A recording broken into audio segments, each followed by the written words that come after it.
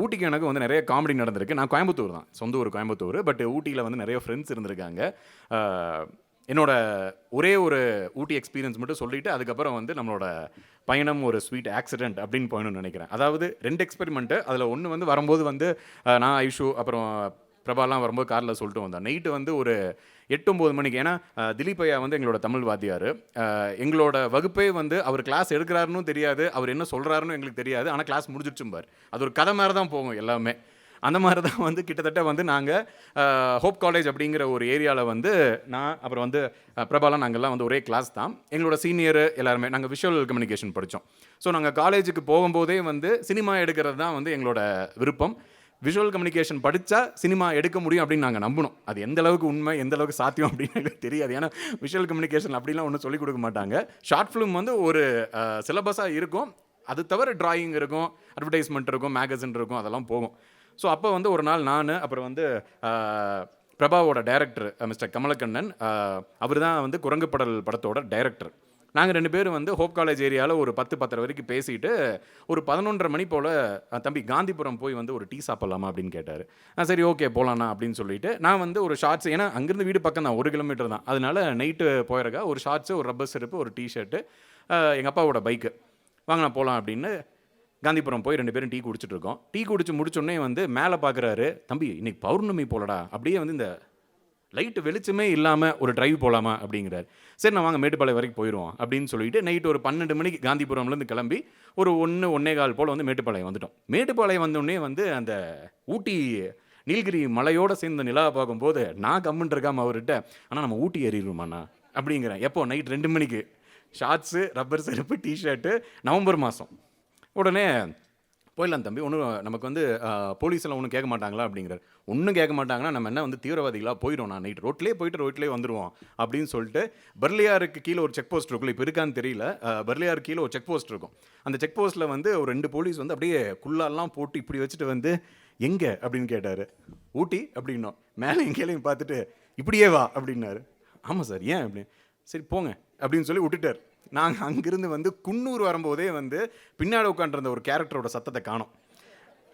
அந்த கேரக்டர் வந்து இப்படி நான் உட்காந்துருக்கேன், என் பின்னாடி வந்து ஒளிஞ்சு காற்று வராத மாதிரி உட்காந்துக்கிட்டாரு. எனக்கு வந்து குன்னூர் வரைக்கும் எதையோ பேசிக்கிட்டு, ஏன்னா அப்போ ஏஜ் அப்படி தானே, 18-19 வயசு, அந்த பொண்ணு, அந்த படம், அந்த காலேஜ் அப்படின்னு எதையோ பேசிக்கிட்டே நாங்கள் 2 பேரும் பேசிட்டு இந்த நிலவில் ஒரு ஆத்தங்கரையில் உட்காந்து அவ கூட பேசினா எப்படி நல்லா இருக்கும் அப்படின்னு தான் பேசிட்டு வந்துட்டு இருக்கிறோம். குளிரே தெரியல. குன்னூர் வந்ததுக்கப்புறம் வந்து கை என்னால் வந்து ஆக்சிலேட்டரை வந்து முறுக்க முடியல, கை பிடிச்சிருச்சு அப்படியே. நான் அவர்கிட்ட சொல்கிறேன், அண்ணா இதுன்னு ஒன்றுமே பண்ண முடியலண்ணா, என்னென்ன பண்ணுறதுன்னா, தம்பி நிறுத்தி, எங்கேயாச்சும் நம்ம வந்து சூடு பண்ணிட்டு போவோம்னா நைட்டு 2-2:15 மணிக்கு எங்கே போய் சூடு பண்ணுறது. வண்டியோட சைலன்ஸ்லேயே அப்படியே வந்து பிடிச்சி ஒரு 2-3 செகண்டுக்கு அப்புறம் வந்து டக்குன்னு சூடு வரும், அப்புறம் விட்டுருவோம். அப்படியே வந்து மேலே குன்னூர் வரைக்கும் போயிட்டோம். சரி ஓகே, நான் சொல்லிட்டேன், அண்ணா ரொம்ப குளிருது, இதுக்கு மேலே என்னால் வண்டி ஓட்ட முடியாது, ஒரு ரூம் வேணால் போட்டுட்டுனா நம்ம காலையில் போய்க்கலாம் அப்படின்னா. தம்பி எங்கள்கிட்ட காசு இல்லையே அப்படிங்கிறாரு.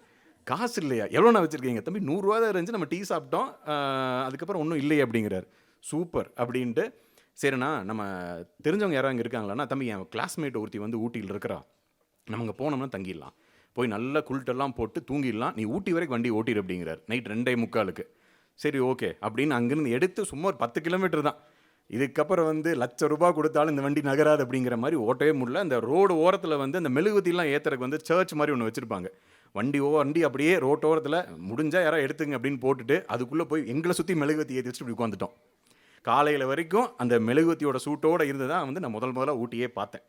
அதுக்கப்புறம் வந்து ஊட்டிக்கு பல முறை வந்தோம். அவரோட ஃப்ரெண்டுன்னு ஒரு கேரக்டர் சொன்னாங்க பாருங்கள், அதுதான் இந்த ஹாஸ்பிட்டாலிட்டி. ஏன்னா ஊட்டி மக்கள் வந்து எப்பவுமே யாரை பார்த்தாலுமே டீ சாப்பிட்டீங்களா, அந்த டீ சாப்பிட்றது வந்து எப்பவுமே வந்து பயங்கரமான ஹாஸ்பிட்டாலிட்டியாக இருக்கும். ஒரு நாளைக்கு வந்து எப்படி ஒரு 30-300 டீ வரைக்கும் நீங்கள் குடிப்பீங்கன்னு நினைக்கிறேன்.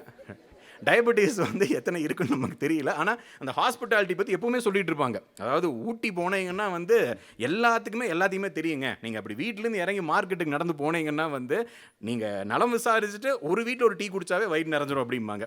சரி, அப்படிப்பட்ட இங்கே ஊட்டியில் ரோஸ் கார்டனுக்கு மேலேன்னு நினைக்கிறேன் அந்த பொண்ணோட வீடு. அவங்க வந்து என்னோட சீனியர். அவங்க மாடிப்படியிலேருந்து கீழே உருண்டு விழுந்துட்டாங்க. விழுந்தோடனே வந்து அவங்களோட ஸ்பைனில் ஒரு அடிபட்டுருச்சு. காலேஜ் ஹாஸ்டலில் தங்கியிருந்தாங்க. அப்புறம் டாக்டர் என்ன சொல்லிட்டாருன்னா, தம்பி ஒரு 14 நாள் வந்து அவங்க எங்கேயும் வந்து நடக்கவும் கூடாது, நகரவும் கூடாது. அதனால வந்து வீட்டிலேயே பெட் ரெஸ்ட் வச்சுருங்க அப்படின்ட்டாங்க. அவங்க வீடு இங்கே தான். நான் கேட்குறேன், ஏங்க வீட்டுக்கு போயிடுறீங்களா அப்படின்னு. போயிடுறேன், ஆனால் வந்து எனக்கு ஒரு மாதிரி இருக்குது, பட் வீட்டில் சொல்ல வேண்டாம், நீ கொண்டு வந்து விட்டுறே அப்படிங்கிறாங்க. சரி ஓகே அப்படின்னு காலேஜ் முடிஞ்சு ஒரு 7 மணி போல் வந்து கோயம்புத்தூர் காந்திபுரமில் பஸ் ஏறி ஊட்டிக்கு வரோம். அவங்க வீட்டில் தங்கிடலான்னு அவங்க சொல்கிறாங்க, நீ தங்கிட்டு நாளைக்கு காலையில் போகிறனாலும் போ, இல்லாட்டி ஊட்டிலாம் சுற்றி பார்த்துட்டு போ அப்படிங்கிறாங்க.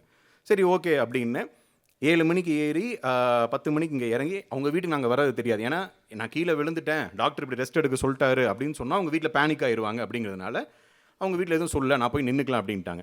எனக்கு இடமா என்ன 10 மணிக்கு ஒரு பையனை கூப்பிட்டு போய் கதவை தட்டி திறந்து, இவன் யாரா அவன் இங்கே வந்து நிற்கிறான் அப்படின்னு கேட்டாங்க. என்ன பண்ணுறதுன்னு, ஏங்க ஜஸ்ட்டு சொல்லிடுங்க இந்த மாதிரி நான் வீட்டுக்கு வரேன் அப்படின்னு. சரி நான் சொல்லிடுறேன் அப்படின்னு ஊட்டி கீழே இறங்கணுன்னே ஃபோன் பண்ணி, அம்மா நான் வந்து வீட்டுக்கு வந்துட்டு இருக்கேன், தூங்கிடாதீங்க, ஏன்னா இங்கெல்லாம் சீக்கிரம் தூங்கிடுவீங்க தான். அப்போது நான் சொல்கிறது ஒரு 7-8 வருஷம் முன்னாடி. வீட்டுக்கு போகிறோம். வீட்டுக்கு போகும்போது மணி ஒரு 11 மணி நடந்து போய் உட்கார்றோம். அவங்க வந்து டீ எல்லாம் கொடுத்துட்டு, எனக்கு என்னடான்னா பயங்கர டயர்டு. பஸ்ஸில் வந்து அந்த சீட்டில் ஒரு ப்ரொசீஜர் இருக்குல்ல, எங்கே உட்காந்தா வாந்தி வராதுன்னு, எங்கே உட்காந்தா வாந்தி வருமோ நாங்கள் உட்காந்துட்டேன். அதனால் வந்து ரொம்ப கஷ்டப்பட்டு மேலே போய் விட்டா தூங்கிடலாம் அப்படிங்கிற மாதிரி தான் அவங்க வீட்டுக்கு போகிறேன்.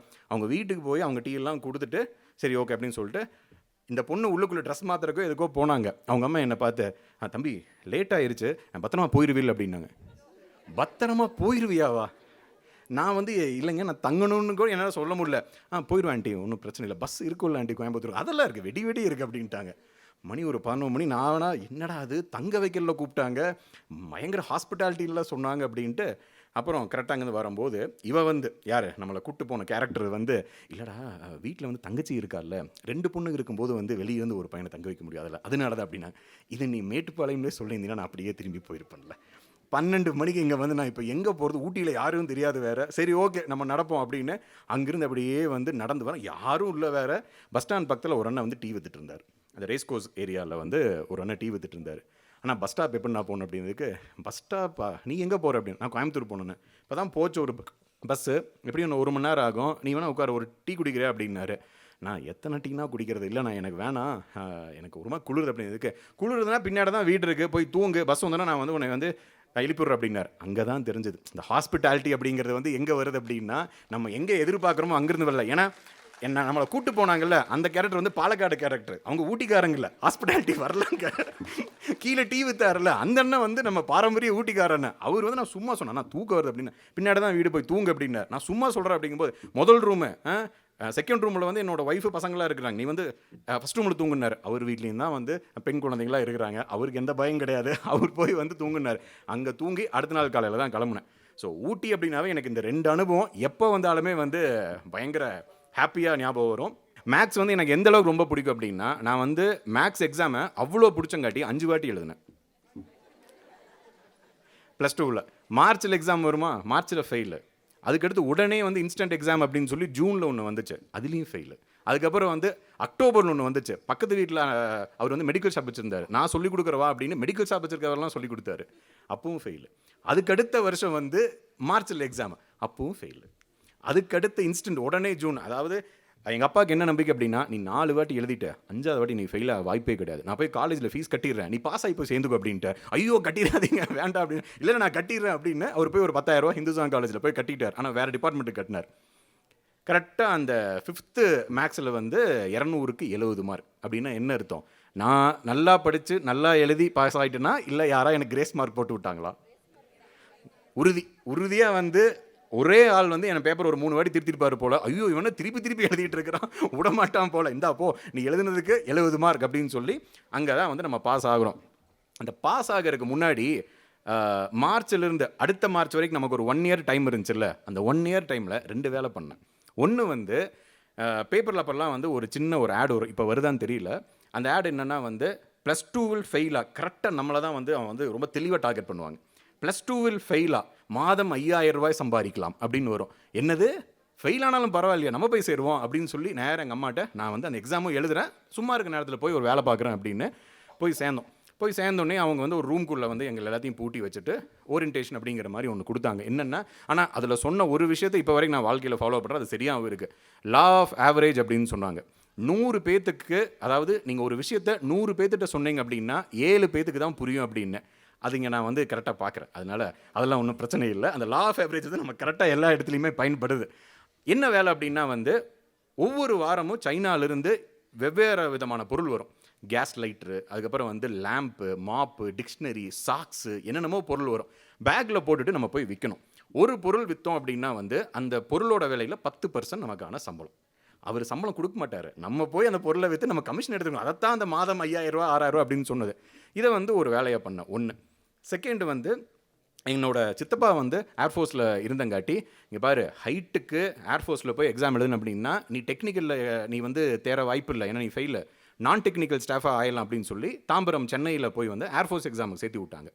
அதெல்லாம் அந்த டெக்னிக்கல் அது நான் டெக்னிக்கல் எல்லாம் முடிச்சு ஃபிசிக்கல் ஃபிட்னஸ்லாம் முடிச்சு ஃபைனல் இன்டர்வியூ, அந்த ஃபைனல் இன்டர்வியூவில் போய் உட்காந்து அவங்க என்ன கேட்க போகிறாங்கன்னா மெடிக்கல் ஃபிட்னஸ் கேட்க போகிறாங்க. அதுக்கப்புறம் வந்து உன் ஃபேமிலியில் யாராவது இருக்காங்களான்னு கேட்க போகிறாங்க. ஆமாம் அப்படின்னு சொன்னதுக்கப்புறம் நமக்கு வேலை கிடச்சிட போகுது. அந்த ஃபைனல் இன்டர்வியூக்கு முன்னாடி வந்து ஒரு பஞ்சாப்லேருந்து ஒரு சிங்கு, அவர் அப்படியே வந்து பதறி கண்ணெல்லாம் வந்து கலங்கி அவர் போய் வந்து எனக்கு எப்படியாச்சும் இன்னைக்கு கொடுத்துருங்க லீவ் அப்படின்னு கேட்டிருக்காரு. உள்ளே போகிற இன்னொரு ஆஃபீஸர் சொல்கிறாரு, நீ இப்போ தான் போயிட்டு வந்திருக்க, இந்த வருஷக்கான லீவ் உனக்கு முடிஞ்சிருச்சு, இப்போ நீ திரும்பி போகணும் அப்படின்னா வந்து உன் வேலை யார் பார்க்கறது, ஒரு வாரம் கழிச்சு போய்க்கோ அப்படின்னு.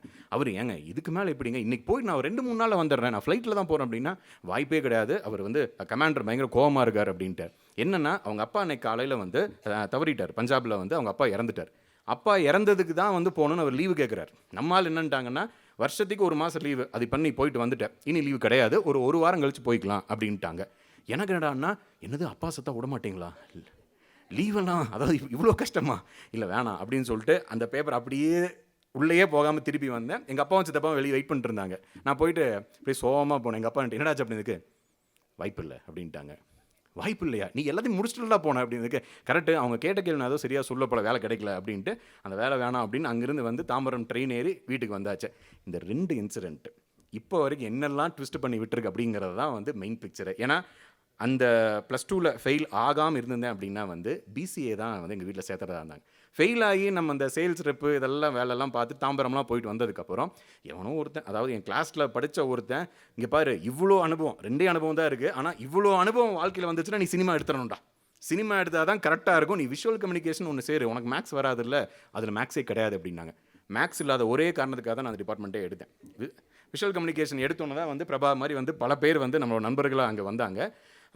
நாங்கள் ஒரு ஷார்ட் ஃபிலிம் எடுத்தோம். அந்த ஷார்ட் ஃபிலிம் எடுத்தது வந்து வேற ஒரு கதை. அவனுக்கு பாலுமேந்திரா வேறு மாதிரி தெரியும், எனக்கு வேறு மாதிரி தெரியும். அதாவது ஒரு பொண்ணு பயோடெக்னாலஜின்னு நினைக்கிறேன், அந்த பொண்ணு இல்லை இவனுக்கு தெரியாது, அந்த பொண்ணு எந்த டிபார்ட்மெண்ட்டு தெரியாது, பொண்ணு தெரியும் பயோடெக்னாலஜி பொண்ணு. அந்த பொண்ணு ரொம்ப அழகாக இருப்பாங்க. அப்போது என்னோட ஃப்ரெண்ட் ஒருத்த வந்து எப்படியாச்சும் அந்த பொண்ணுகிட்ட பேசணும்டா, ப்ரப்போஸ் பண்ணணும் அப்படின்னு சொல்கிறான். சரி போய் பண்ணு அப்படிங்கிறோம். பட் நாங்கள்லாம் இப்போ உங்கள் ஜென்ரேஷன் மேபி வேறு மாதிரி இருப்பீங்க. எங்கள் ஜென்ரேஷன் என்னென்னா வந்து லவ் பண்ணுறவன் போய் சொல்ல மாட்டான், ஃப்ரெண்டு தான் சொல்லணும். லவ் பண்ணுறவனுக்கு தைரியமே இருக்காது, அவன் போய் வந்து அந்த பொண்ணுகிட்ட பேச மாட்டான், கல்யாணம் மட்டும் தான் பண்ணுவான். அது வரைக்கும் ஃப்ரெண்டு இருந்தால் எல்லா வேலையும் பார்க்கணும். கல்யாணம் பண்ணதுக்கப்புறமும் அவனுக்கு காசு பத்தல அப்படின்னா வந்து ஃப்ரெண்டு தான் கொடுக்கணும். அதனால வந்து நாங்கள்லாம் நீ எதாவது பண்ண அப்படிங்கும்போது என்னடா பண்ணுறது அப்படின்னா, அவன் அந்த பொண்ணு வேறு வந்து பார்க்க நல்லா இருக்கா, நடிப்பான்னு நினைக்கிறேன், நீ ஒரு ஷார்ட் ஃபிலிம் எடு, நம்ம போய் அந்த பொண்ணுட்டையே கேட்போம், நீ வந்து இந்த படத்தில் நடிக்கிறியா அப்படின்னு. அப்படியே வந்து நீ ஷூட்டிங்கை தயவு செஞ்சு கோயம்புத்தூரில் வச்சிடாத, ஒரு 3 மணி நேரம் தள்ளி வை, பஸ்ஸில் போயிட்டு வர அந்த கேப்பில் வந்து நம்ம வந்து அந்த பொண்ணுகிட்ட பேசணும் அப்படின்ட்டாங்க. நமக்கு என்ன, எவனோத்தன் காசு கொடுக்கணும், படம் எடுக்கணும், அவ்வளோதான். அப்போல்லாம் 5000 ரூபா வந்து நாங்கள் படம் எடுத்துருவோம். மினி டிவி அப்படிங்கிற ஒரு டெக்னாலஜி, அதெல்லாம் உங்களுக்கு தெரிய வாய்ப்பு இல்லை தான். அதனால் சரி ஓகே அப்படின்னு சொல்லிட்டு உடுமல்பேட்டை பக்கத்தில் வந்து திருமூர்த்தி டேம்னு ஒன்று இருக்குது, அது ரொம்ப நல்லாயிருக்கும் லொக்கேஷன், அது வரைக்கும் போயிட்டு வந்துடலாண்டா அப்படின்னு. அப்படி தான் வந்து நாங்கள் போகிறோம். எங்கே, நான், அந்த பையன், அந்த பொண்ணு, அந்த பொண்ணோட ஃப்ரெண்டு ஒரு பொண்ணு, அப்புறம் வந்து கேமராமேன், நாங்கள் 5 பேர் பஸ்ஸில் போகிறோம். பஸ்ஸில் போய் அங்கே கீழே நின்று நல்ல பியூட்டிஃபுல்லான ஒரு லேக்கு, திங்கக்கிழமை யாருமே இல்லை, கூட்டமே இல்லை. அங்கே போனதுக்கப்புறம் தான் நான் ரொம்ப முக்கியமான ஒரு கேள்வி கேட்குறேன், என்ன கதை, எதை எடுக்க போகிறோம், என்ன பண்ணலாம் அப்படின்னு. அவன் சொல்கிறான், நீ என்னமோ பண்ணு, அந்த பொண்ணை நான் பேசணும் அவ்வளோதான் அப்படிங்கிறான். சரி ஒன்று பண்ணு, நீ அந்த பொண்ணு போய் அந்த ஓரத்தில் மர ஓரத்தில் நின்று பேசுங்க, நாங்கள் இங்கேருந்தே ஷூட் பண்ணுறோம் அப்படின்ட்டோம். அவன் போய் பேசினா சாயந்தரம் வரைக்கும் பேசினா, நாங்களும் அதை ஷூட் பண்ணிட்டே இருந்தோம். பேசும்போது வந்து வெயில் வந்துச்சு, மழை வந்துச்சு, ஒரு கருமேகம் வந்துச்சு, அங்கே ஒரு காஞ்ச மரம் இருந்துச்சு, அதை வச்சு தான் வந்து கம்ப்ளீட்டாக எடுத்து முடிச்சு வந்தாச்சு. இப்போ என்னென்னா எடிட்டிங்னு ஒன்று இருக்குது, உங்களுக்கு தெரிஞ்சிருக்குன்னு நினைக்கிறேன். இந்த என்ன எடுத்தாலுமே வந்து எடிட்டர் தான் வந்து அந்த படத்தை வந்து உருவாக்கி தேராதான்னு சொல்ல போகிறார். என்னோட எடிட்டர் வந்து நாங்கள் போய் இந்த கேஸ்ட்டை கொடுத்தோன்னே சரி ஓகே என்ன கதை அப்படிங்கிறார். கதை இனிமேல் எழுதிக்கலாம், நீ இதை போடு அப்படிங்கிறேன். கதையே இல்லையா, கதை இல்லை நீ போடுறா அப்படின்னு சொல்லிட்டு அந்த படத்தை அப்படியே ஓட்டி விட்டு அவன் திட்டி வந்து நான் தூங்குறேன், நீ என்னமோ பண்ணுன்னு விட்டுட்டான். நான் அந்த ஃபுட்டேஜ் எல்லாம் பார்த்து வந்து அவங்க இப்படி திரும்பினாங்கன்னா ஒரு டைலாகு, இப்படி பார்த்தாங்கன்னா ஒரு டைலாகு, ஏன்னா வாய் தெரியாது, தூரத்தில் நிற்கிறாங்க. அதனால அப்படியே எழுதி அந்த படத்தை ரெடி பண்ணிட்டோம். ஏன்னா சரி போனால் ஒரு படம் பண்ணுவோம் அப்படின்னு ஒரு படத்தை நாங்கள் ரெடி பண்ணிட்டோம். கரெக்டாக அந்த டைமில் வந்து ஒரு தொலைக்காட்சியில் ஸ்டேட் ஷார்ட் ஃபிலிம் ஃபெஸ்டிவல்னு சொல்லி ஒரு போஸ்டர் வருது, எங்கள் காலேஜுக்கு வருது. எங்கள் ஹெச்ஓடி கூப்பிட்டு யாருக்கெல்லாம் விருப்பமோ போய் அப்ளை பண்ணுங்கடா அப்படிங்கிறாரு. எல்லாருமே எடுத்தோம். அப்போது புனைப்பெயர்னி எடுத்துன்னு நினைக்கிறேன்ல, அவன் உண்மையாகவே ஒரு படம் எடுத்தான், நாங்கள் படம் எடுக்கல ஆக்சுவலாக. அந்த மாதிரி வந்து நாங்கள் அந்த படத்தை எடுத்து அந்த படத்தை வந்து யார் அந்த பொண்ணுக்கிட்ட பேசணும்னு சொன்னானோ அவனுக்கு என்ன வந்துருச்சுன்னா, அப்போ வரைக்குமே வந்து இப்போது நாங்கள் விஸ்காம் சேர்ந்தோடனே உனக்கு எதில் இன்ட்ரெஸ்ட்னு கேட்பாங்க. நீங்கள் ஒன்று அனிமேஷன் சொல்லணும், இல்லாட்டி ஃபோட்டோகிராஃபின்னு சொல்லணும், இல்லாட்டி ஆடுன்னு சொல்லணும், இல்லை ஃபிலிம்னு சொல்லணும். நாங்கள்லாம் ஃபிலிம் கேட்டகரி. அவனுக்கு என்னென்னு சொல்ல தெரியல. நான் என்னென்னு சொல்கிறது, எனக்கு எதுவுமே வந்து கரெக்டாக தெரியல, என்னால் ஃபைன் பண்ண முடியல அப்படின்ட்டு இருந்தவன் இதை ஒரு ட்ரம்ப் கார்டாக பயன்படுத்தி, ஓகே நான் வந்து ப்ரொடியூசர் அப்படின்னு சொல்லிட்டு இந்த படத்தை நான் வந்து ஃபெஸ்டிவலுக்கு அனுப்புகிறேன் அப்படிங்கிறான். டேய், இந்த படத்தை வந்து நீ எங்கேயும் வந்து சென்ட்லாம் பண்ணாத, இது பயங்கர கேவலமாக இருக்குது, நான் சும்மா எடுத்து வச்சுருக்கோண்டா அப்படின்னா, உர்ரா போய் நம்ம வந்து இது பண்ணுவோம் அப்படின்னு எல்லா நல்ல படங்கள் கூட சேர்ந்து இந்த படத்தையும் வந்து அனுப்பிச்சி விட்டுட்டான். அந்த ஜூரி யார் அப்படின்னா, அவனோட குருநாதர் மிஸ்டர் பாலு மகேந்திரா, எடிட்டர் லெனின், அதுக்கப்புறம் வந்து இன்னொருத்தர் கவிஞர் ஒருத்தர் இருப்பார், அறிவுமதி ஐயா. இவங்க 3 பேரும் தான் வந்து ஜூரி. எனக்கு கேட்டோன்னே வந்து ஹார்ட்டே வெடிச்சிருச்சு. இந்த படத்தை பார்த்தாங்கன்னா நம்ம காலேஜோட மொத்த மானமில் போயிடும் அப்படின்னு. தயவு செஞ்சு என் பேரையாச்சும் போடாமல் அனுப்புடா அப்படின்னா, அப்புறம் டேரக்டர் அப்போ நான் என்ன பண்ணுறது அப்படின்னு டேரக்டர் மட்டும் என் பேரை போட்டு பாக்கி எல்லாம் அவன் போட்டுக்கிட்டான். நான் தான் வந்து கதை திரைக்கதையெல்லாம் நான் தான் எழுதினேன் அப்படின்னு அவன் போட்டு அமிச்சிட்டான். அதுக்கப்புறம் அந்த படத்தை வந்து அவங்க வந்து அந்த சேனலோட பிளான் என்ன அப்படின்னா வந்து சிறந்த 10 படத்தை மட்டும், ஒரு கிட்டத்தட்ட வந்து சினிமா இண்டஸ்ட்ரி, சீரியல் இண்டஸ்ட்ரி எல்லாரும் சேர்ந்து வந்து அந்த படத்தை சென்ட் பண்ணியிருக்காங்க. ஒரு 600க்கும் மேற்பட்ட ஒரு என்ட்ரி. அதில் வந்து சிறந்த 10 படத்தை மட்டும் நாங்கள் வந்து டிவியில் போடுவோம், நீங்கள் வந்து ஓட் பண்ணுங்கள், எந்த படத்துக்கு அதிக ஓட்டோ எங்கள் ஜூரி கூட பேசிவிட்டு நாங்கள் வந்து 3, 2, 1 அப்படின்னு போயிடுவோம் அப்படின்னு. சிறந்த 10ல் ஒரு படமாக இந்த படம் வந்து தூக்கி போட்டாங்க. என்னால் நம்பவே முடியல. என்னது, இந்த படம் எப்படி சிறந்த 10ல் வந்துச்சு? சரி விட, ஜூரி இன்னும் பார்த்துருக்க மாட்டாங்க, வேறு யாராவது பார்த்துருப்பாங்க, அதனால வந்திருக்கு, ஜூரி பார்த்தோன்னே விஷயம் தெரிஞ்சிடும் அப்படின்னு. அதுக்கப்புறம் அப்படியே போக வந்து டாப் 3ல் வந்துருச்சு. டாப் 3ல் வந்தோன்னே வந்து எங்கேயோ தப்பு நடந்திருக்கு, எங்கே நீ வந்து இங்கிருந்து நான் எடுத்த படத்தை தான் நீ அமிச்சியா, வேறு எதாவது அமிச்சியா அப்படின்னா, அதுதான் அமிச்சேன், நம்மகிட்ட வேற எங்கே படம் இருக்குது அப்படின்னு அந்த டாப் 3ல் வந்துருச்சு. டாப் 3ல் வந்ததுக்கப்புறம் எங்கள் கிளாஸில் வந்து ஒருத்தர் இருக்கான், ரொம்ப கோவக்காரன். இப்போவும் வந்து ரொம்ப கோவக்காரன் தான். அவனால் அதை ஏற்றுக்கவே முடியல. ஏன்டா அவன் வந்து ஸ்கிரிப்ட் எழுதி உயிரை கொழுத்தோட படம் எடுத்து அமைச்சிருக்கிறானுங்க, அதெல்லாம் உள்ளே வரல, நீங்கள் என்னடா பண்ணி வச்சுருக்கீங்க, ஒரு பொண்ணுகிட்ட பேசுகிறக்கா ஒரு படம், அந்த படம் வந்து டாப் 3யா அப்படிங்கிற மாதிரி கிளாஸில் வேறு பெரிய பிரச்சனை. சரி ஓகே, இதுக்கு மேலே நம்ம அந்த படத்தை பற்றி பேச வேணாம் அப்படின்னு அதை பற்றி அப்படியே விட்டோம். திடீர்னு ஒரு நாள் வந்து நான் வீட்டில் தூங்கிட்டு இருக்கேன், ஃபோன் அடிச்சுட்டே இருக்குது, சாயந்தரம் ஒரு 7-8 மணிக்கு போல்.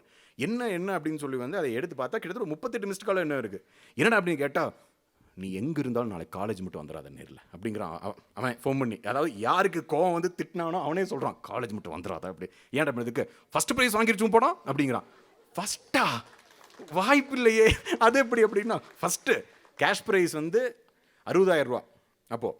அப்போது நாங்கள் ஒரு 5,000 ரூபா செலவு பண்ணி எடுத்த படம், அதுவும் படம் இல்லை, அது ஒரு விஷுவல் ஃபூட்டேஜ். அந்த ஃபூட்டேஜுக்கு நாங்கள் வந்து கதை எழுதினோம்.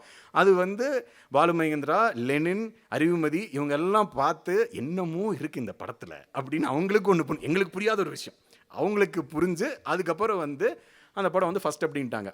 உடனே அவன் நேராக வந்து என்கிட்ட சொல்கிறான், படத்தோட அவார்டை வாங்குறதுக்கு, கேஷ் ப்ரைஸ் வாங்குறதுக்கு நான் தான் போவேன் அப்படின்னு. நீ தான் போகணும், அந்த பொண்ணு வரணும் அப்படிங்கிறான். கூட்டிகிட்டு போ தாராளமாக.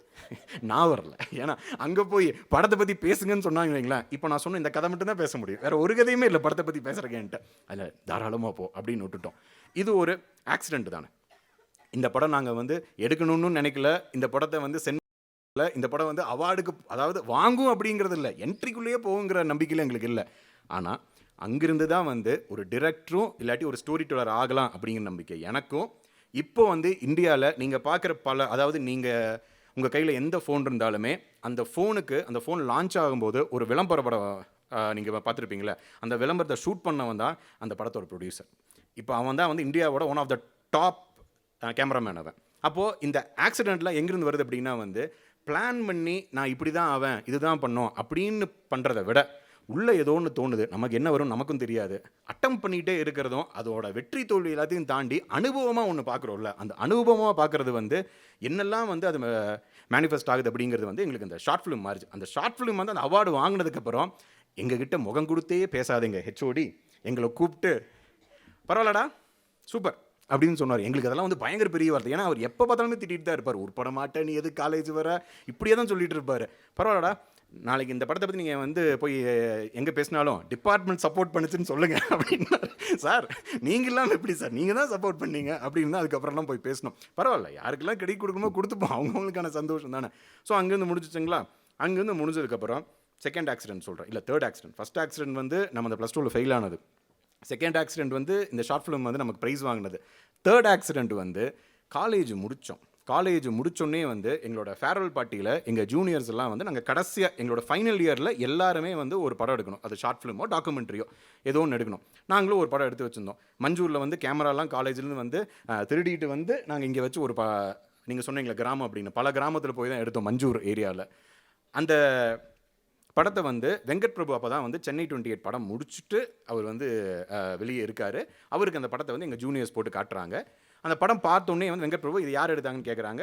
நம்ம ஜூனியர் பையன் செந்தில்னு ஒரு பையன், அந்த பையன் வந்து நம்ம பேர் சொல்கிறான். உடனே நீங்கள் அவருக்கு சப்போஸ் அவர் வந்து பக்கத்தில் இருந்தாருன்னா கூப்பிடுங்க அப்படிங்கிறாரு. உடனே அவன் கூப்பிட்றான். நான் வரேன். வந்தோன்னு, தம்பி எனக்கு இந்த படம் புரியல, நீ என்னமோ சொல்கிறேன், ஆனால் அந்த மீன் தொட்டி கான்செப்ட் வந்து எனக்கு ரொம்ப பிடிச்சது. அதாவது ஊட்டியில் சாரி வந்து மஞ்சூரில் வந்து அந்த பொண்ணு ஒரு பையனை காதலிக்கிறா, வீட்டில் ஒத்துக்கல, வீட்டில் வந்து ஃபோர்ஸ் பண்ணி ஒரு அரேஞ்ச் மேரேஜ் பண்ணிடுறாங்க. இது ஒன்றும் பெரிய ஷாக்கில், டிப்பிக்கலாக அப்படி தான் நடக்கும். அதனால ஒரு அரேஞ்ச் மேரேஜ் பண்ணிடுறாங்க. அந்த பையன் வந்து எதிர்த்த வீட்டில் இருக்கான்.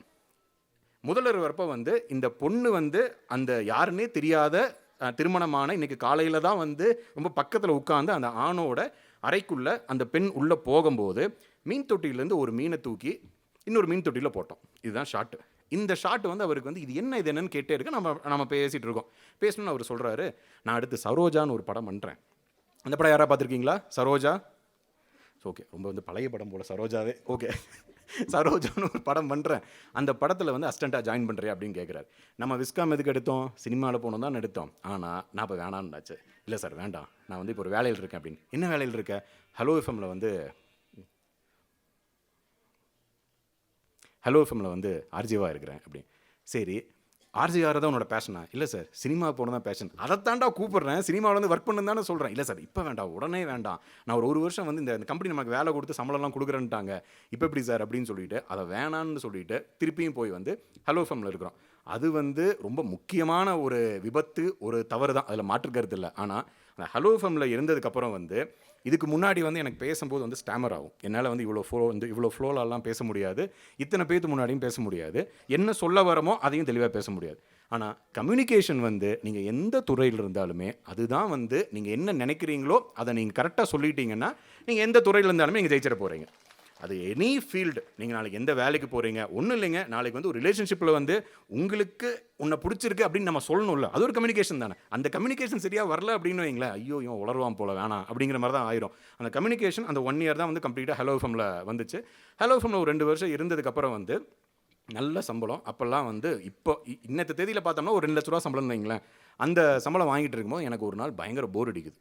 என்ன போர் அடிக்குதுன்னா, என்னோட ஹலோ எஃப்எம்மில் என்னோட மேனேஜரை பார்க்குறேன். அவர் என்ன சொல்கிறாருன்னா, இப்படியே தான் ஒரு 10 வருஷம் இப்படியே இருந்துட்டு அப்படின்னா வந்து ஹெட் ஆயிடுவேன். ஹெட் ஆகி முடிச்சுட்டு அப்படின்னா வந்து என் இடத்துக்கு நீ வரைக்கும் இன்னொரு 10 வருஷம் தான், அதுக்கப்புறம் 58 வயசு வரைக்கும் உனக்கு பிரச்சனையே கிடையாது, இதே ஹேபிட்டு இப்படியே ஃப்ளோவில் வச்சுக்கோ, ஆஃபீஸுக்கு வந்து நீ வந்து ரொம்ப விசுவாசமாக இரு, உன்னோட ஃப்ரெண்ட்ஸுக்கெல்லாம் விசுவாசமாக இருக்காதுன்னு சொல்லி ஒரு 1 மணி நேரம் ரொம்ப அக்கறையில் ரொம்ப பாசமாக ஒரு கிளாஸ் எடுக்கிறார். அங்கே அன்னைக்கு சாயந்தரம் முடிவு பண்ணுறேன் வேலையை விட்டுறணும்னு. ஏன் வேலையை விட்டுறணும் அப்படின்னா வந்து நான் இப்போ வந்து 21, 22ன்னு நினைக்கிறேன், காலேஜ் முடிச்சு போய் சேர்ந்து ஒரு செகண்ட் இயர், 22 வயசில் வந்து 58 வயசு வரைக்கும் என் வாழ்க்கை எப்படி இருக்கும் அப்படிங்கிற மாதிரியான ஒரு சிம்பிள் ப்ரொஜெக்ஷனை வந்து அவர் சொல்லிட்டார். எனக்கு அது கேட்டோன்னே பயங்கர போர் அடிச்சிருச்சு. இவ்வளோ தானவா, ஐயோ வேணாம் அப்படின்னு சொல்லிட்டு அன்றைக்கி சாயந்தரமே ஒரு மெயிலில் டைப் பண்ணி, சார் நான் வேலையை விட்றேன் சார் அப்படின்னு அவருக்கு வேலையை அமைச்சிட்டேன். ரீசன் கேட்குறாங்க மேலே சென்னையிலேருந்து, எதுக்கு அப்படின்னு, போர் அடிக்குது, அவ்வளோதான் போட்டேன். உண்மையாக அவ்வளோதான் போட்டேன், போர் அடிக்குது அப்படின்னு. ரேடியோவில் இருக்கும்போது எப்படா போர் அடிக்கும், உனக்கு பாட்டு கேட்க வேண்டியதான் அப்படின்னாங்க. இல்லை சார் எனக்கு போர் அடிக்குது. சரி வந்து நீ என்ன பண்ண போகிற, அப்போ என்ன பண்ண போகிறேன்னு கேட்டதுக்கு வேலிடாக ஒரு ரீசன் சொல்லிட்டா உன்னோட ரெசிக்னேஷனை வந்து நாங்கள் வந்து ஏற்றுக்குறோம் அப்படின்னு சொன்னாங்க. எனக்கு அந்த வேலிட் ரீசன் வந்து நான் சொன்னது அவங்க வேலிடாக படலை. அதனால வந்து அன்றைக்கி தான் அந்த மோட்டார் சைக்கிள் டைரிஸ்னு ஒரு படம், சேகுவேராவும் அவரோட ஃப்ரெண்டு ஆல்பர்ட்டோவும் வந்து சவுத் அமெரிக்காவில், அவர் ஒரு டாக்டர் தான், ஃபைனல் செமஸ்டர், அந்த செமஸ்டருக்கு முன்னாடி ஆல்பர்ட்டோ கூட வந்து ஒரு ஜேர்னி போயிடும் அப்படின்னு சவுத் அமெரிக்கா கீழே அர்ஜென்டினாவில் ஸ்டார்ட் பண்ணி மேலே வந்து உங்களுக்கு பிரசிலில் இருந்து கொலம்போ அங்கே வரைக்கும் அப்படி மேலே வராங்க. அந்த ஜேர்னியை பற்றி ஒரு படம். அந்த படம் வந்து அதுக்கு முன்னாடி பல முறை பார்க்க ட்ரை பண்ணியிருக்கேன். எனக்கு ஃபுல்லாக உட்காந்ததில் தூக்கம் வந்துட்டு தூங்கிடுவேன். அன்னைக்கு நைட்டு வந்து அந்த படம் வந்து உண்மையாகவே என்னால் ரொம்ப ஈடுபாடாக பார்க்க முடிஞ்சுது. அந்த படம் பார்த்து முடிச்சோடனே நமக்கு என்ன தெரியுதுன்னா, ஓகே இது ஒரு ரீசனாக சொல்லிடுவோம். நான் இந்தியாவை பார்க்குறேன், அவர் வந்து அங்கேருந்து போய் வந்து சவுத் அமெரிக்கா பார்த்தார்ல, நம்ம இந்தியாவை பார்ப்போம், இதுதான் ரீசன் தானே அப்படின்னு. சார் நான் வந்து புக்கில் மட்டுமே இல்லாட்டி வெறும் மற்றவங்க மட்டுமே சொன்ன என்னோட நாடை நான் போய் நேரில் பார்க்கணும்னு நினைக்கிறேன் சார். நான் நேரில் பார்த்துட்டு வந்ததுக்கப்புறம் உண்மையாகவே எனக்கு விருப்பம் இருந்துச்சு அப்படின்னா நான் அந்த வேலைக்கு திருப்பி ஜாயின் பண்ணிக்கிறேன் அப்படிங்கிறேன். ஓகே அப்படின்னு சொல்லிட்டாங்க, டிக் போய்கோ அப்படின்ட்டாங்க. ட்ராவல் இப்படி தான் ஸ்டார்ட் ஆச்சு. ட்ராவல் போகணும் அப்படிங்கிறக்காக நம்ம பிளான் பண்ணல, வேலை ஒன்றும் அதுக்கு ஒரு ரீசன் வேணும். அந்த ரீசன் என்னன்னு கேட்டாங்க. அன்றைக்கி மோட்டார் சைக்கிள் டைரிஸ் படம் பார்த்தோம், டக்குன்னு போய் அதை சொல்லிட்டோம். ஆனால் அதுக்கப்புறம் இப்போ வரைக்கும் என்னெல்லாம் நடந்துச்சு அப்படிங்கிறது வந்து அந்த ட்ராவல் தான் முக்கிய காரணமாக இருந்துச்சு. அந்த ட்ராவலை சொல்கிறதுக்காக தான் இவ்வளோ ப்ரீலீடு வந்து நம்ம வந்து கொடுத்துள்ள வர வேண்டியதாக இருக்குது. ஏன்னா நீங்கள் ஒரு புக்கில் கொஞ்சம் படிக்கிறீங்க, மொபைலில் நிறையா படிக்கிறீங்க, இது எல்லாமே வந்து யாரோ ஒருத்தங்க உங்களுக்கு கொடுக்குறது தானே, நீங்கள் தேடுறது கிடையாது. இல்லை, நீங்கள் தேடுனா மட்டும்தான் உங்களுக்கான பாடம் உருவாகும். நீங்கள் தேடுனா மட்டும்தான் உங்களுக்கு எக்ஸ்க்ளூசிவாக என்ன டிசைன் ஆகணுமோ அது உங்களுக்கு வரும். அந்த தேடுதல் வந்து சின்ன சின்ன பயணமாகவும் புக்கும், ஏன்னா வந்து புக் அப்படிங்கிறது வந்து நம்மளால் மீறி போனால் ஒரு 2 வாழ்க்கை 3 வாழ்க்கையை வந்து இந்த வாழ்க்கையில் வாழ்ந்துட முடியும். நம்மளோட வாழ்க்கை, நம்ம வீட்டில் ஃபேமிலியோட வாழ்க்கை, ஃப்ரெண்ட்ஸோட வாழ்க்கை அப்படின்னு. ஆனால் ஒவ்வொரு புக்கும் ஒவ்வொரு வாழ்க்கை தானே. கிட்டத்தட்ட ஒரு 300 வாழ்க்கையை வந்து இந்த வாழ்நாள்லேயே வாழ்ந்து முடிக்கிறதுக்கான ஒரு அனுபவம் ஒன்று கொடுக்குது அப்படின்னா அது போனஸ் தானே. அப்போ அந்த புக்காகட்டும், சினிமாவாகட்டும், ட்ராவல் ஆகட்டும், இது எல்லாமே நடந்து அந்த ஒரு வருஷம் வந்து சரி சும்மா போகக்கூடாது. இல்லை, எங்கே போகிற, இந்தியா ஃபுல்லாக ஏன் போகிற அப்படின்னா, நம்ம வீடு வந்து சாதாரண மிடில் கிளாஸ் வீடு தான். இந்த சாதாரண மிடில் கிளாஸ்னால் என்ன அப்படின்னா வந்து கடனுக்கும் ஜப்திக்கும் நடுவில் தான் இருக்கும் அந்த வீடு. அதுதான் அந்த சாதாரண மிடில் கிளாஸு. உடனே எங்கள் அப்பா ரெண்டு, சரி உனக்கு ஒரு தங்கச்சி இருக்கா, நீ வேலைக்கு போகிற, இனிமேல் நீ பார்த்துப்ப அப்படின்னு நினச்சேன். இப்போ என்னடா நீ வேலையை விட்டுட்டு இந்தியா ஃபுல்லாக சுற்றுறங்கிற, எதுக்கு போகிற முதல் சொல்லு அப்படிங்கிறாங்க. வேலை எதுக்கு வர்றேன்னு ஒரு காரணம் கேட்டாங்க, நம்ம சொல்லிட்டோம். இப்போ ட்ராவல் எதுக்கு போகிறேன்னு ஒரு காரணம் வீட்டில் கேட்குறாங்க, வீட்டில் சொல்லி தான் ஆகணும். அப்போ வந்து இந்த பி சாய்நாத்னு ஒருத்தருக்கார், நான் இப்போ கீழே அந்த புக்கை கூட பார்த்தேன், எனக்கு பயங்கர நாஸ்டாலஜிக்காக இருந்துச்சு. ரிட்டர்னிங் ஃப்ரம் த ட்ரவுட் அப்படின்னு சொல்லி ஒரு புக்கு. அதாவது இந்தியாவில் இருக்கிற நிறைய சின்ன சின்ன கிராமங்களில் வந்து விவசாயம் தான் இந்தியாவோட பேக் போன்னு சொல்கிறாங்க. ஊட்டியோட முக்கியமான பேக் போனும் ஃபார்மிங் தான், ஃபார்மிங் அண்ட் டூரிசம் நான் நினைக்கிறேன். ஸோ அப்படி இந்தியாவோட முக்கியமான பேக் போனாக ஃபார்மிங் இருக்கிற ஒரு நாட்டில் விவசாயிகள் ஏன் வந்து தற்கொலை பண்ணிக்கிறாங்க. அப்போது ஒரு சைனாவில் வந்து உங்களுக்கு இந்த ஃபேக்ட்ரி தான் ரொம்ப முக்கியம் அப்படிங்கிறாங்க. ஆனால் அந்த ஃபேக்ட்ரி விவசாயிகள் தற்கொலை பண்ணிட்டாங்கன்னா அந்த நாடு வந்து பதறி அடிச்சுட்டு என்ன ஸ்கீம் என்ன பிரச்சனை அப்படின்னு போய் நிற்கும். இதே தான் வந்து ஜப்பானுக்கு, இதே தான் வந்து உங்களுக்கு சவுத் அமெரிக்காவுக்கும். ஆனால் நம்ம வந்து ஒவ்வொரு நாளுமே வந்து 70லேருந்து 80 விவசாயிகள் வந்து அந்த டைமில் வந்து தற்கொலை பண்ணிகிட்டு இருந்தாங்க. அது ஏன் அப்படிங்கிற மாதிரி தான் அந்த புக் அப்படி போயிட்டு இருக்கும். உடனே எங்கள் வீட்டில் கேட்கும்போது, விவசாயிகள்லாம் ஏன் தற்கொலை பண்ணுறாங்க, நான் போய் நேரில் கேட்க போகிறேன் அப்படின்ட்டு. எனக்கு உண்மையாகவே எதுவுமே தெரியாது. அதாவது விவசாயத்தை பற்றியும் ஒன்றும் தெரியாது, விவசாயிகளோட தற்கொலை பற்றியும் ஒன்றும் தெரியாது. ஆனால் நேரில் கேட்க போகிறோம் அப்படின்னு சொல்லிட்டேன். எங்கள் அப்பாவுக்கு என்னென்னா ஒரு கில்ட் மோடில் போட்டேன், பையன் ஏதோ வந்து ஒரு சமூக சேவைக்காக போகிறான், நம்ம போய் வந்து அவனை இப்படி சொல்கிறோமே, சரி போயிட்டு வா அப்படின்ட்டாங்க. சொல்லிட்டோமே, இதை செய்யணுமே அப்படிங்கிறக்காக நானும் முத்துக்குமாரும், அதாவது நானும் என் ஃப்ரெண்டு தான் சேர்ந்து போனோம் ட்ராவலுக்கு ஒரே பைக்கில். அப்போ நாங்கள் 2 பேரும் அதுக்கப்புறம் வந்து நம்மாழ்வாரையாவாகட்டும், மசானோ ஃபுகாக்காவாகட்டும், அப்புறம் வந்து யாரெல்லாம் இந்த விவசாயத்தை பற்றி பேசுகிறாங்களோ அது எல்லாத்தையும் வந்து படித்து அதுக்கப்புறம் வந்து இந்தியா முழுவதும் ஒரு 11 மாதம் வந்து பல ஸ்டேட்டில் சுற்றி திரிஞ்சு திரும்பி வரோம். 44,000 கிலோமீட்டர் போயிருந்தோம். 44,000 கிலோமீட்டர் போயிட்டு வரும்போது ஒரு 23,000 ரூபா செலவு பண்ணியிருந்தோம். அவ்வளோதான் செலவு பண்ணியிருந்தோம். ஏன்னா ரொம்ப சிம்பிள், எங்கள் பட்ஜெட் வந்து வண்டியோட பெட்ரோலுக்கு மட்டும்தான், சாப்பாட்டுக்கு தங்கறதுக்கு எங்கிட்ட காசு கிடையாது. இன்றைக்கி சாயந்தரம் 6 மணிக்கு இந்த ஒரு நாட்டோட மகாராஜா வந்து திக்விஜயம் போகும்போது ஒவ்வொரு வீட்டையும் காட்டி வந்து இன்றைக்கி இங்கே சாப்பிட்லாம் அப்படின்னு தேர்ந்தெடுப்பார்ல, நாங்கள் அந்த மாதிரி வந்து சாயந்தரம் 5 மணி 5:30 மணிக்கு அப்படியே வண்டி போகும்போது அப்படியே ஒவ்வொரு வீடாக பார்த்துட்டு இங்கே போய் கேட்கலாம் இன்றைக்கி அப்படின்னு நேராக அந்த வீட்டில் போய் இந்த மாதிரி ட்ராவல் பண்ணிகிட்டு இருக்கோம், இன்றைக்கி நைட் தூங்குறக்கு இடம் வேணும் அப்படின்னா கண்டிப்பாக அவங்க நம்மளை பார்த்துட்டு, இன்னொன்று கரெக்டாக நாங்கள் ட்ராவல் பண்ணும்போது எங்களை பற்றி ஒரு 3-4 பத்திரிகையில் வந்து ஃபுல் பக்கமே வந்து ஒரு ஆர்டிக்கல் வந்துருந்துச்சு. அதெல்லாம் நாங்கள் வந்து ஒரு சர்டிஃபிகேட் மாதிரி வச்சுருந்தோம். அதெல்லாம் காட்டணுன்னு சரி வாங்க தங்கிங்க அப்படின்னு சொல்லிடுவாங்க. தங்கிக்கங்கன்னு சொன்னதுக்கப்புறம் கேட்குற முதல் கேள்வி என்னவாக இருக்கும், சாப்பிட்டீங்களா அப்படின்னு கேட்டோன்னே இல்லை, ஏன்னா நாங்கள் காலையிலேருந்தே சாப்பிட்ருக்க மாட்டோம். காலையில் சாப்பிடல, மத்தியானம் சாப்பிடல, அங்கங்கே கிடைக்கிற பழங்களும் என்னென்னலாம் ஃப்ரீயாக கிடைக்குதோ அதான் சாப்பிட்ருவோம். இல்லை அப்படின்னு சொன்னோன்னே அந்த டைமில் அறுசுவை உணவு வந்து தயாராகி பயங்கரமாக அப்படி ஒரு 8-8:30 மணிக்கு சர்வ் பண்ணி அவங்க ஒரு கதையை சொல்லுவாங்க, நம்ம ஒரு கதையை சொல்லுவோம். அந்த 11 மாதத்தில் எத்தனை பேரை பார்த்தோம், இந்த மாதிரி எத்தனை கதைகள் அப்படிங்கிறதே வந்து அந்த புக்கில் நான் ஒரு 30% தான் வந்து எழுதியிருக்கேன். பட் அது சொல்லணும் அப்படின்னா வந்து இந்த வெப் சீரிஸ் மாதிரி ஒவ்வொரு நாளும் நான் ஒரு 4 மணி நேரம் அப்படிங்கிற மாதிரி ஒரு வாரம் நம்ம வந்து பேசலாம். அத்தனை மனிதர்களும் அத்தனை கதைகளும் இருந்துச்சு. அந்த பயணம் ரொம்ப முக்கியமான ஒரு ஆக்சிடெண்ட்டாக மாறுறதுக்கான காரணம் என்ன அப்படின்னா, இப்போது எந்த நியூஸு இல்லை யாரை பற்றி என்ன சொன்னாலுமே, அதாவது நமக்கு ஒரு டேபு இருக்குல்ல, சிட்டியில் இருக்கவங்களுக்கு எல்லாமே வந்து எல்லாமே தெரியும், கிராமத்தில் இருக்கவங்களுக்கு அவ்வளோலாம் பெருசாக தெரியாது. அதையவே அப்படியே வந்து தூக்கி வச்சோம்னா நார்த் இந்தியாவில் இருக்கவங்க எல்லாருமே வந்து பயங்கர தீவிரவாதி மாதிரி இருப்பாங்க, படிப்படிவு இல்லை, பீகார்னா வந்து திருடங்க அப்படின்னு. இந்த மாதிரி எந்த நியூஸை நம்ம வந்து நான் ஒரு மீடியாலேயோ இல்லாட்டி வந்து ஒரு இதுலேயோ நெட்லேயோ பார்க்கும்போது எனக்கு அந்த ஊரும் அந்த ஊரில் நான் பார்த்த ஃபேமிலியும் அவங்க என்ன பண்ணாங்கன்னு எனக்கு தெரியும். அப்போது அந்த ஊரோட விஷுவல் வந்து நம்ம மைண்டில் வரும்போது வெறுப்பு பெருசாக வராது. எந்த ஊர் மேலேயுமே வந்து வெறும் இவங்க சொல்கிறாங்க அப்படின்னு பொதுவாக இந்த ஊர் மேலேயோ மதத்தின் மேலேயோ ஜாதியின் மேலேயோ பொதுவான வெறுப்பெல்லாம் வராது. எல்லாருமே ஒன்றாயிரும், ஒன்றே குலம் ஒருவனே தேவன் அப்படிங்கிறது வந்து பையனை வந்து ரொம்ப சிம்பிளாக நமக்கு சொல்லிக் கொடுத்துரும். அது சொல்லிக் கொடுக்குறன்னு நமக்கு இதாகாது, உள்ளுக்குள்ளே போயிருக்கோம். நமக்கு யாரை பார்த்தாலுமே இவன் அவங்க இல்லை, ஏன்னா ஒருத்தனை பார்க்கும்போது அவன் ஊர் என்ன, அவன் எப்படி வாழ்ந்தான், அவனோட கல்ச்சர் என்ன, அவனோட வேல்யூஸ் என்ன, அவனோட பேக்ரவுண்ட் என்ன எல்லாமே தெரிஞ்சதுக்கப்புறம் நீங்கள் எப்படி அவன் மேலே வந்து ஒரு கோவமோ இதோ பண்ணுவோம் அப்படிலாம் பண்ணவே முடியாது. ட்ராவல் முடிச்சுட்டு வந்த உடனே வந்து ஹலோ எஃப்எம்ல திரும்பி வேலைக்கு சேரணும் சொன்ன மாதிரியே.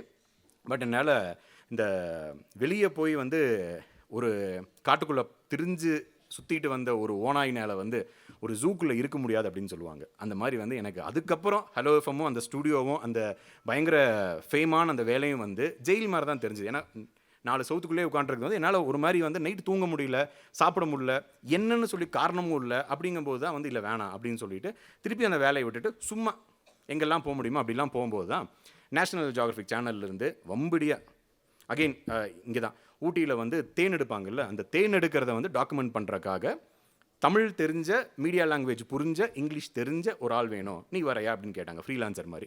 சரி ஓகே அப்படின்னு நாங்கள் போய் பண்ணோம். அதுக்கப்புறம் அது அப்படியே வந்து நீ ஏன் வேலைக்கு சேரக்கூடாது அப்படின்னு. ஏன் இந்த விஷயம் ரொம்ப முக்கியமாக சொல்கிறேன் அப்படின்னா, நேஷ்னல் ஜியோகிராஃபிக் சேனலோட விளம்பரத்தை ஆட்கள் தேவை அப்படிங்கிற அந்த ஒரு ஆடை வந்து நீங்கள் உலகத்தில் எங்கேயுமே பார்க்க முடியாது. ஏன்னா அவங்க அப்படிலாம் வந்து ஆளை எடுக்கவே மாட்டாங்க. அவங்க தனியாக நீங்கள் ஒன்று பண்ணிகிட்டே இருக்கணும். நீங்கள் ஒரு புக் எழுதியிருக்கணும், டாக்குமெண்ட்ரி எழுதியிருக்கணும், நீங்கள் ஏதோ ஒன்று பண்ணிகிட்டு இருக்கணும். உங்கள் ஆக்ஷனை வந்து மினிமம் 1 இயர் பார்ப்பாங்க. அதுக்கப்புறம் வாட்ச் பண்ணி ஃபஸ்ட் எடுத்தோன்னா வாலண்டியரிங் மாதிரி ஒரு சின்ன வேலை கொடுப்பாங்க.